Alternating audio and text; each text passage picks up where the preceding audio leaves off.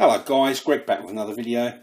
So I was tagged to do this video by my good friend Dan, aka Mr. Smelly. Thanks for tagging me, Dan.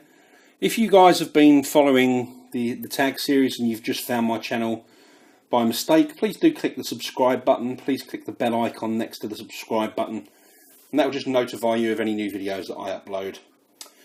A quick thing that I always do on all my videos before we get into it is a wristwatch of the day.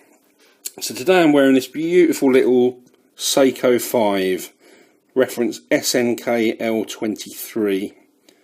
Very cheap but very beautiful little watch. So I'm sure you guys all know the format here. This is going to be my list of designer fragrances that I would keep if I had to get rid of all of them apart from 10. So let's dive straight into it. Number 10.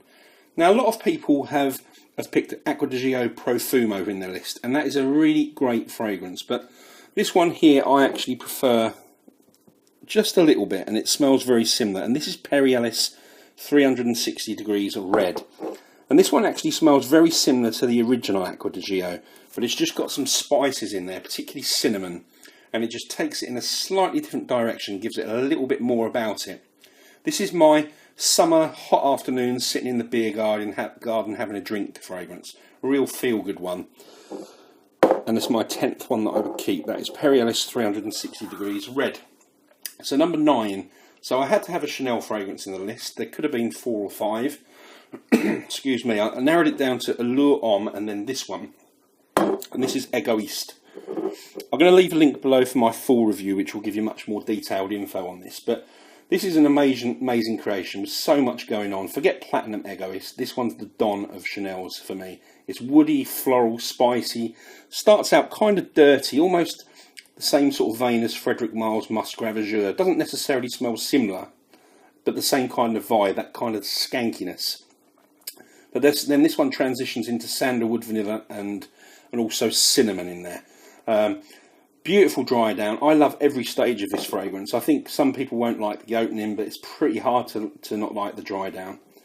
But for me, it's the most creative men's release from Chanel ever.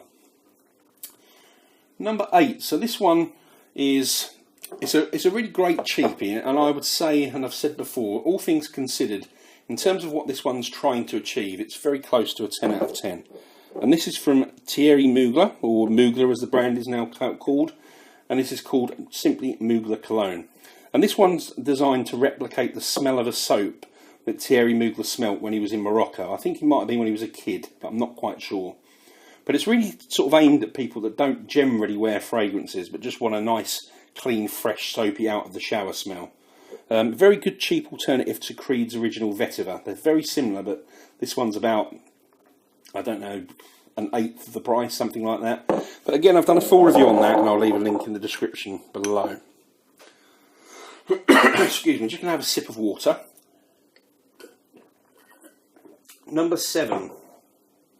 Now this would normally be higher on any list of mine, but I think I've just worn this so much that I've got a little bit tired of it. And this is Dior Homme. And this is the current version. When I say current, this bottle's probably 4 or 5 years old, but it is the current version, the 2011 version. And I don't often prefer reforms, but I think this newer version took the original one from 2005 and it just rounded off the rough edges. And now this is a perfectly balanced, beautiful fragrance. If you don't know about this one already, it's predominantly iris based. Some people think it's a bit feminine.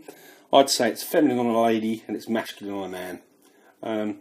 It's got a smooth cocoa note running through it. It's not an edible gourmand type of note. It's just a very smooth cocoa that runs throughout the fragrance. And also you get a very nice smooth leather, not at all harsh, just very well blended. But those two notes mixed with the iris are what really makes this fragrance what it is. And that's number 7, Dior Homme, the 2011 version. Number 6. Now, this is getting on to the ones that I really love. We're going to do this one. This is from Thierry Mugler, and it's Amen Pure Havane. And to me, this one's like honey, cherry tobacco, and earthy patchouli. It's by far my favourite from the Amen series. It's my favourite November-December fragrance when the Christmas lights are on, the Christmas trees appear, it's freezing cold outside, you're all wrapped up, and it's just a very warm, comforting fragrance. And that is Pure Havane from Thierry Mugler. Right, number 5. So this one I've spoken about quite a few times, but I don't think anyone else really has. The only person I've heard mention this is Robes 08, Mark. And this is from Christian Lacroix, and it's called Tumult. Now, tumult is a French word, and if you think of the English word tumultuous, which is derived from French, it means kind of fast, hurried, fast-paced, that kind of idea. And this fragrance was actually designed to be targeted at the fast-paced city worker. I don't think it is. I don't think it does that. But what it is the best cedar-based fragrance I've ever come across. If you can find this, it's discontinued and hard to find and quite expensive. But if you can find it, try it. It is really, really brilliant. Very similar to Gucci Rush, but actually even better in my opinion. Number 4. Another one that I've done a full review on, so I'll leave a link below for my full review. This one seems to get discontinued and reintroduced, and I never know what's happening with it. It's certainly not readily available at the moment. This one is from Victor and Rolf, and it's called Antidote. And this I've described before as the one that has something for everyone. It's fruity, it's floral, woody, smoky, it's herbal, spicy, it's soapy. Covers just about everything. I think there's over 25 notes in this fragrance, and it twists, turns and changes as you wear it. But it's absolutely fantastic. It's a 10 out of 10. And I can't get enough of that one. 3 to go. So this number 3 is the best barbershop fragrance ever, in my opinion. Which should be a giveaway. This is Yves Saint Laurent Rive Gauche. Again, I have reviewed this and I'll leave a link below if you want to get sort of more information on it. This is the vintage one. I believe that the current version is very similar. I haven't done a side-by-side test myself. But you can see this is designed to look like a shaving foam can, and that's one of the key things you get from this fragrance. It's like a very luxury shaving foam. Lots of other things going in it, but it's just a great barbershop, clean fragrance. But go and check out my review if you want to know a little bit more about that one. Number 2, I never ever get tired of this fragrance, no matter how many times I wear it. Gucci Pour Homme 2, as we call it, or Gucci Pour Homme 2, as the French call it. And this is black tea, cinnamon, violet leaf, myrrh and tobacco leaf. A lot more going on, but that's what really builds and makes this fragrance what it is. It's very smooth, calming, relaxing. The tea in here is the magic. It's a very mild, pleasing tea. It's not harsh like L'Artisan's Tea for Two. The tea in here is the same as every other note in here. Very chilled out and just smooth and relaxing. And again, this is a 10 out of 10 for me. As is this final one. In fact, the final one is an 11 out of 10. And anyone that's followed me over the years will know that I've never wavered from saying that this is my favourite fragrance of all time, regardless of cost. Stunning. Dior Fahrenheit. This is a vintage bottle. Can't remember what year. Actually, you can, because I've written it on the bottom, because I'm sad. I've got loads of different versions of this from different years, and what I will say, in my experience, anything from 1988 to 2012 is amazing. After 2012, kind of starts to feel a bit diluted, and the magic's gone from it.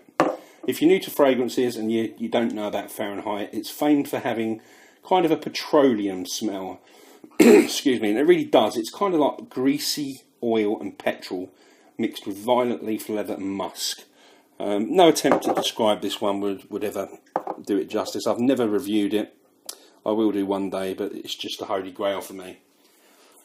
What I would say about it is it's a love or hate fragrance. There's not much in between, but for me it's the number one of all time.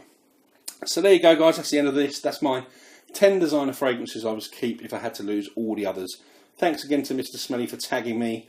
I need to pass the tag on now. Hard to know who to tag because so many people have done this video, but I'm going to just go ahead and pick a few people. So I'm going to choose Max from Maximilian Must Know, Raj from the Sentient Man, and I'm going to choose Gary from Aussie Crew. I really enjoy his videos. I'd love to see the choices of all those three guys. Check out the 4 reviews I've left below for the fragrances I mentioned in the video. And thanks for watching, guys. See you all soon with another video. Cheers.